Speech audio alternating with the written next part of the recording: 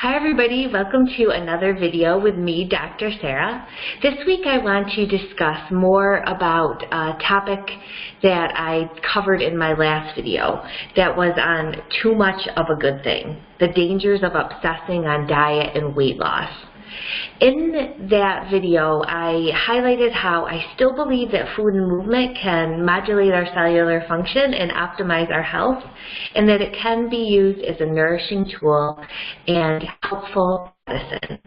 However, I believe that it's being hyper-focused and also moralized to the extent where other aspects of health are being ignored and deemed less important. These include nurturing people's belief systems, modulating stress, cultural norms and connections, and relationships. The problem with viewing weight and obesity as a disease creates a stigma that's not only psychologically damaging, but I also highlighted several studies that show that this stigma in itself is actually causing some of the, or is associated with some of the very similar markers of inflammation and disease risks that people are blaming on fatness. So I had urged everyone to kind of keep an open mind and realize that the way that we're swaying into this, where medicine is becoming more of a diet culture, where idolized thinness and body shape and size is becoming a determinant of health, to just be aware that this isn't actually medically accurate, and it's creating a bias where we're fighting this, quote, war on obesity, and the war is just unnecessary. And in this video, I want to continue on with that topic and go into specifically highlighting on how these associated studies between obesity and health are scientifically flawed, even though they're culturally and medically accepted. So, when two factors in a study are linked, they're said to be associated, and even the most junior scientist is taught not to confuse an association with a causation.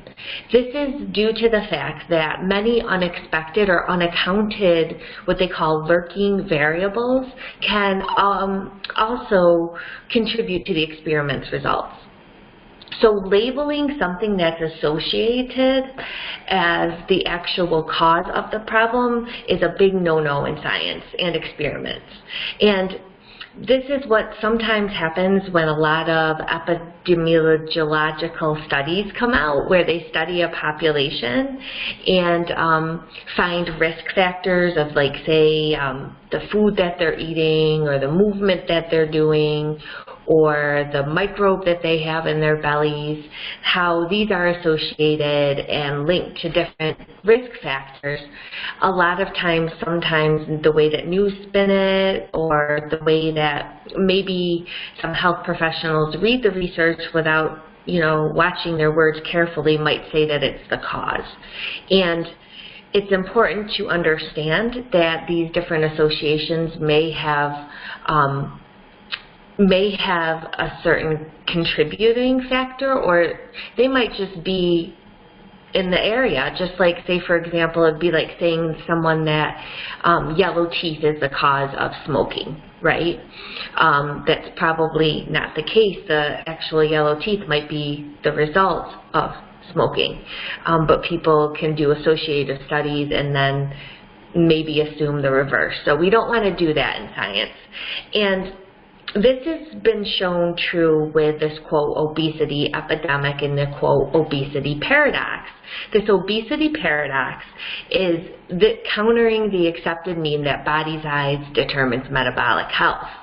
So comparative studies have shown that only when obese people are exposed to toxicants, metabolic symptoms emerge.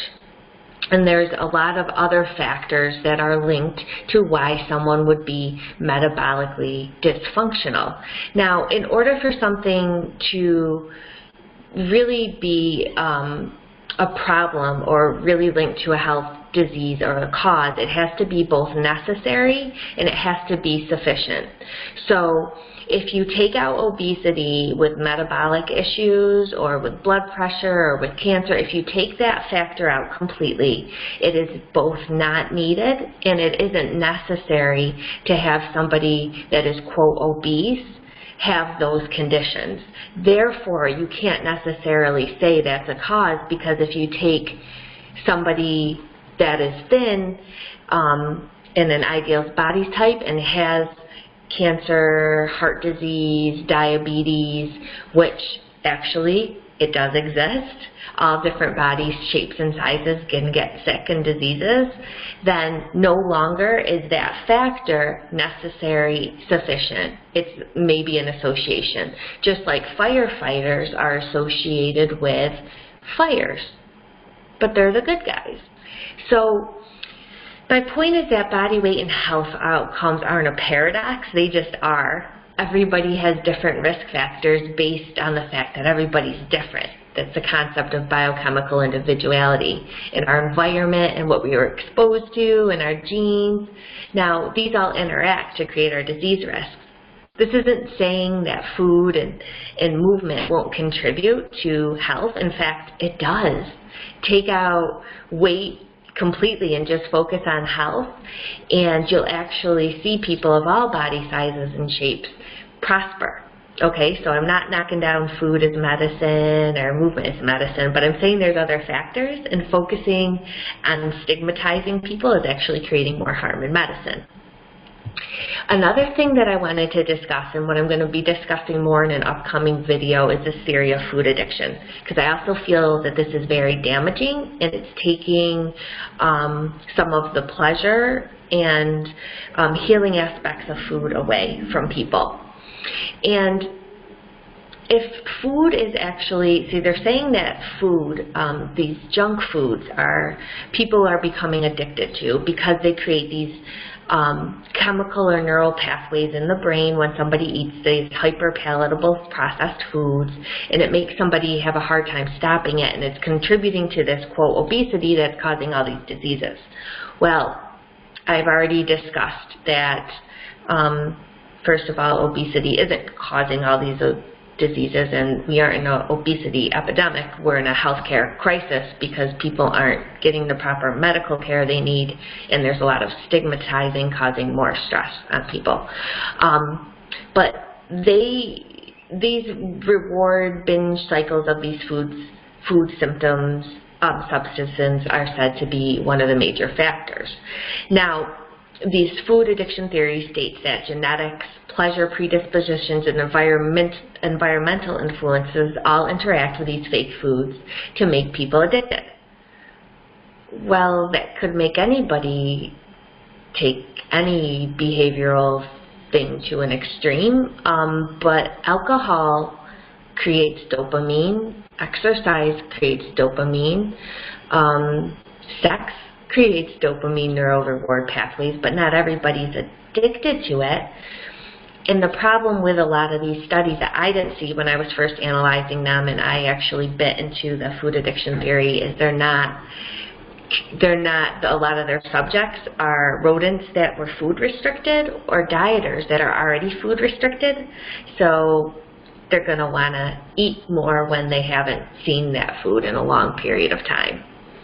So not to say that healthy foods, organic foods, environment, if we're talking about environment and health in food, that's a whole different story than the whole junk food story causing food addiction. So I'll get into that a little bit more in the next video. So I probably have you guys kind of twirling in your heads thinking, oh my goodness, is this girl crazy? Is she right? This is totally against, right? Wellness, diet culture. Everybody wants to think food is the answer, and if they find that magic diet or that magic movement, their whole life will be magically transformed, and the prince or the princess will come, and life will be great. It doesn't work that way.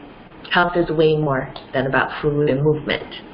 And thank you for joining me today. We'll dive a little bit more into food addiction next time. And I hope that I've opened your mind and made you think a little bit. So feel free to comment, and I will talk to you again soon. Bye.